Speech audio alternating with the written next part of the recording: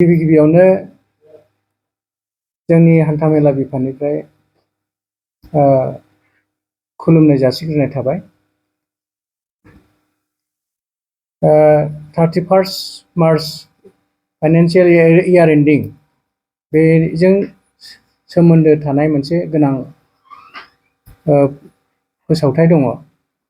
आङो गारि बिगोमा बिथांमोननिसिम बेखौ फोरमायनो नागिरदों जे दिनै 28 तारिख मार्चनि गाबोन 29 तारिख।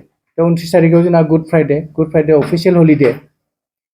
ओमफ्राय हजोंहाय दंहैबावो 31 मार्चआ सानडे, रबिबार गोलैयो। थ' बे साननैया अफिसियेल हलिडे, बन्दनि दिन आरोखि। खिन्थु नैबे मार्च फाइनान्सियेल इयार एन्डिंनि थाखाय सरकारनि बिथोन बादियै जोंनि नैबे हान्थामेला बिफाना DTO अफिसा 29 अक्ट' माने गाबोन शुक्रबार गुड फ्राइडेबाबो बन्दबाबो खुला थागोन। नर्मेलि अफिसा सोलिगोन। आरो रबिबार खालिबो माने 31 तारिख खालिबो नैबे जोंनि अफिसा खुला थागोन। बन्दनि दिनबाबो खुला थागोन। बेनिखायनो सोरबाफोर गारि बिगोमाफोरा माने गावसिनि रेभिनिउ टेक्सखौ होनो दङब्ला बिथांमोना बन्दबाबो अफिसाव फैनानै बे खाबुखौ लानो हागोन। गोजोन्थों। मोनसे गोनां खोथाया जाहैबाय कमार्शियेल भेहिकल्स माने जायफ्रा माने माबा भारा होनाय गारि, बेफोर माने सोरनाबा 31 मार्चआव टेक्सआ जोबगोन आरो हमनानै ला। दा बिथांमोनहा 31 मार्चनि सिगां जुदि होआब्ला नैबे 1 एप्रिलावथ' आल्टिमेटलि बिथांमोनहा माने टेक्स फेल जासिगोन ना। गतिके बेनि सिगां होआब्ला जों मोनसे बेबस्था लादों, बे गभर्नमेन्टनि इन्सट्राक्सन दङ। जोङो अनलाइन माने बिसोरनि एगेन्स्टै माने इ-चालान इस्यु खालामगोन। डेट मिन्स 31 तारिखनि सिम जायहा टेक्स भेलिडिटि दं बिस्रा 1 तारिखआव जुदि फेल जायोबा अट'मेटिक माने 5,000 खरि फाइन नांगोन बिसोर। माने जों अनलाइन माने इ-चालान होगोन नालाय।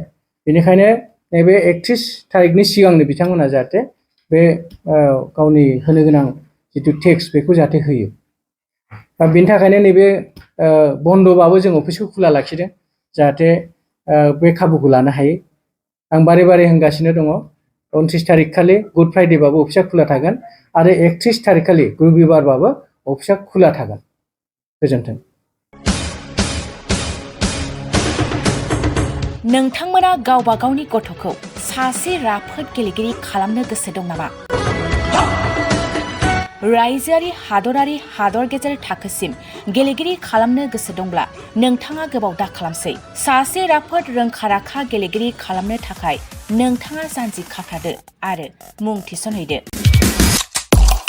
चिरां जिल्लानि सिङाव थानाय सोलिफु फोरोंसालि बल्लामगुरि काराटे एकाडेमि फोनांजाब राहा 8720903713 बड' हाउस काराटे एकाडेमि दलाइगाव फोनांजाब राहा 6900451157 बेंटल काराटे एकाडेमि फोनांजाब राहा 9678041226 बिरनगाव काराटे एकाडेमि फोनांजाब राहा 6901341656 आरो दालिगाव काराटे एकाडेमि फोनांजाब राहा 8720903713 बैफोर मख'नाय सोलोंसालिनिफ्राय सिगांनिफ्रायनो रायजोआरि, हादरारि, हादर गेजेरारि थाखोनिफ्राय बान्था मोननो हानाय सोलोंसाफोर मोननो हाबोनाय सोलोंसालि। बे मख'नाय फोरोंसालियाव रोंगौथि गोनां फोरोंगिरिया फोरोंथाय होनानै नोंथांनि गथ'खौ सासे राफोद गेलेगिरि सोरजिनायाव मदद आरो जाफुंसार खालामगोन।